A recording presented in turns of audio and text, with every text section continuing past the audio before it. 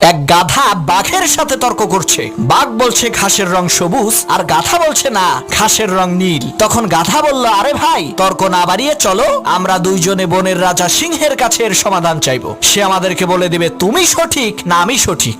বাঘ বলল, চলো যাই। তারা দুইজনে বনের রাজা সিংহের সামনে এসে দাঁড়ালো।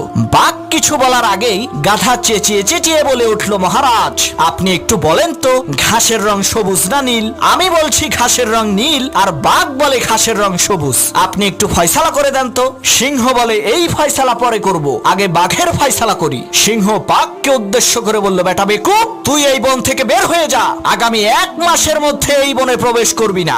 বাঘ বলল, মহারাজ, আমার কোন অপরাধের কারণে আপনি আমাকে এত বড় শাস্তি দিচ্ছেন? তখন সিংহ বলল, বেটা, তুই হইলি শক্তিশালী আর বুদ্ধিমান প্রাণী, তোর গর্জন শুনলেই তো গাধার লুজ মোশন শুরু হয়ে যাবে। তুই কেন এই অশিক্ষিত মূর্খ গাধার সাথে তর্ক করে সময় নষ্ট করতে গেলি?